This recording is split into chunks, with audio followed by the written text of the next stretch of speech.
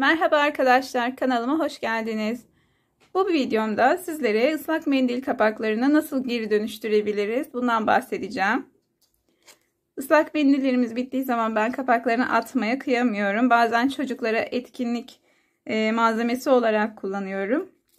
Bazen de evde dekoratif olarak bazı ürünler yapıyorum. Sizlere şöyle bir şey göstermek istiyorum. Islak mendilimizi açıyoruz, kapağını. Açtıktan sonra ortadan ikiye bölüyoruz. Bu aradaki kıvrımı kesiyoruz arkadaşlar. Bu elimizde kalan parçayı ben örgü yapacağım arkadaşlar. Pardon. Öncelikle bir tane zincir çekerek başlıyorum. Sonra çektiğim zincirle ipimi birleştiriyorum arkadaşlar. Bu şekilde örmeye başlıyorum. Sık iğne olarak bu plastik kapağımızın etrafını dolduruyorum.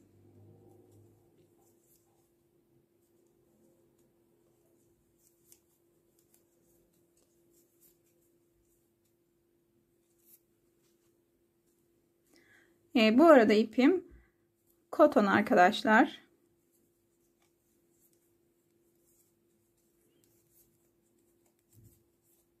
Tığımda 2 numara 2,1 milimetre.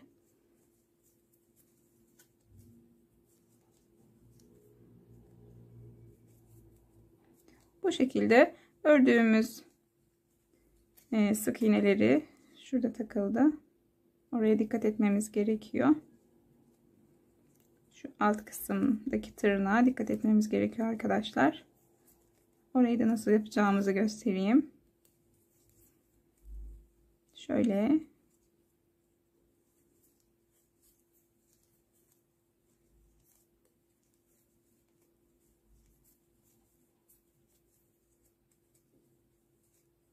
Böyle düzeltelim arada. Yamukluk ve kayma yapmasın.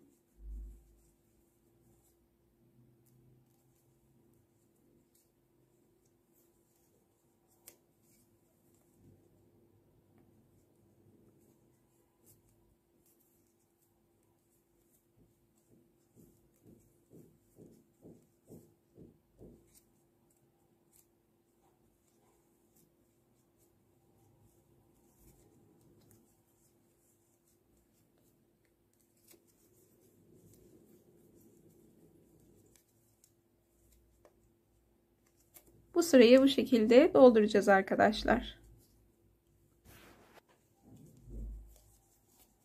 Sona geliyorum arkadaşlar.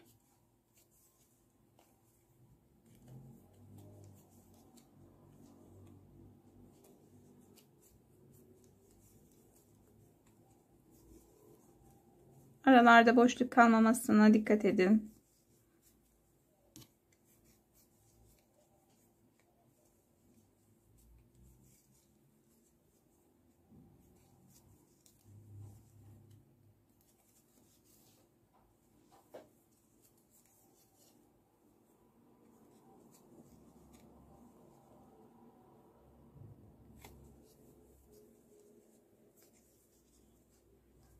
Burada birleştireceğim arkadaşlar. Başladığım yere şöyle sık iğne yaparak ipimi çekiyorum. İlk sıramız bu şekilde oldu. Şimdi 5 tane zincir çekiyorum. Arada bir tane boşluk kalacak şekilde yan taraftaki deliğe batırıyorum tığımı.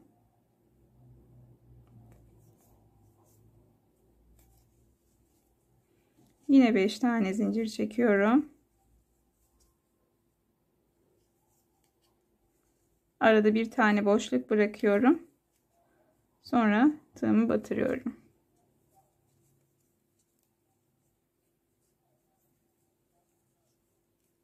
5 zincir, bir boşluk, sonra batıyorum.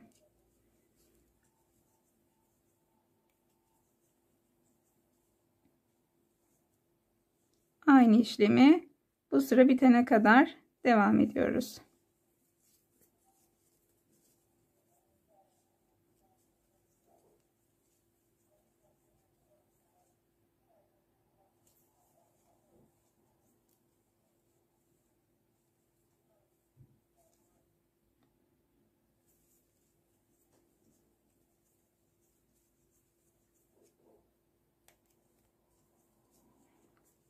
Bu şekilde plastik kapağı tutarak örgü örmek biraz zor oluyor arkadaşlar.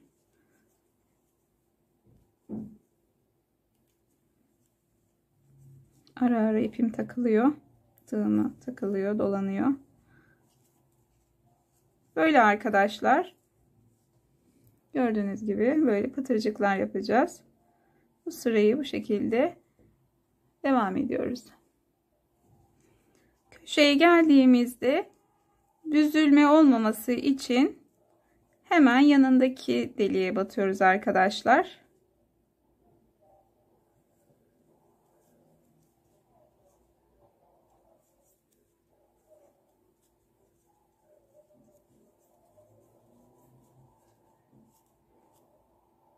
Sadece köşede yanındaki deliğe batıyoruz ki gerilme, toplanma olmaması için bu şekilde. Sonuna geldim arkadaşlar.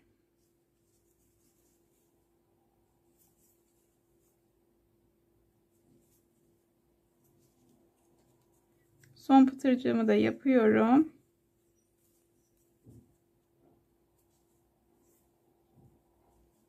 Burada ipimi birleştiriyorum.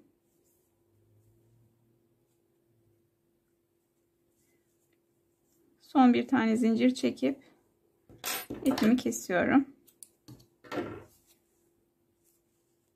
Bakın bu şekilde oldu. Şöyle düzeltelim. Burada kalan ipi de arkadan içine çektirip yürütebiliriz.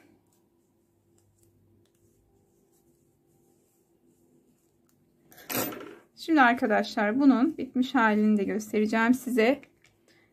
Kenar çerçevesini ördüm. Bu da iç kısmıydı. Kestiğimiz kısım. Ben şöyle bir elimde olan küçük bir parça kumaşı minik bir çiçek işledim.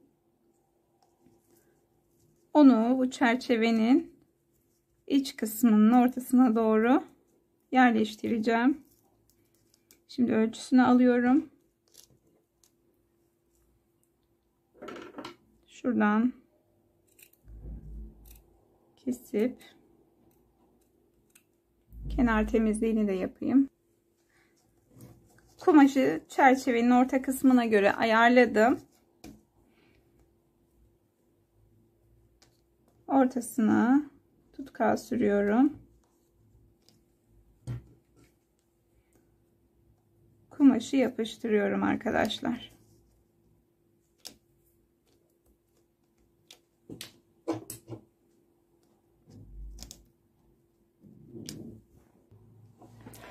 Şimdi arkadaşlar silikon tabancamı ısıttım. Şu gördüğünüz boşluklara silikon sıkıyoruz.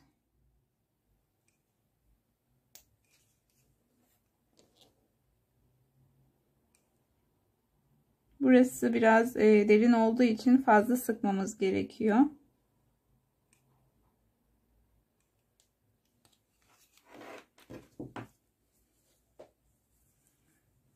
Ardından çerçevemizi bu şekilde oturtuyoruz arkadaşlar. Ortası için tutkalınız yoksa kumaş yapıştırıcı kullanabilirsiniz. Ya da poligon tarzı bir yapıştırıcı kullanabilirsiniz. Evet arkadaşlar, şimdi çerçevemiz hazır. Bunu magnete dönüştüreceğim ben. Magnet olarak kullanmak istiyorum. Elimde şu tarz bir magnet var. Genellikle böyle marketlerde, restoranlarda bulabilirsiniz ya da bazen apartmanlarda kapılara yapıştırıyorlar. O şekilde bir magnet olursa çok iyi olur. Ben şimdi arkasına tekrar silikon sürüyorum. Ardından bunu ters olacak şekilde yapıştırıyorum arkadaşlar. Çok güzel bir magnet oldu. Hatta çok güzel bir geri dönüşüm oldu diyebilirim benim açımdan. Kaneviçe ve örgünün buluşması bence mükemmel oldu. Sizlere de denemenizi tavsiye ediyorum. Videomun sonuna kadar izlediğiniz için hepinize teşekkür ederim. Videomu beğenip kanalıma abone olursanız çok sevinirim. Hoşça kalın.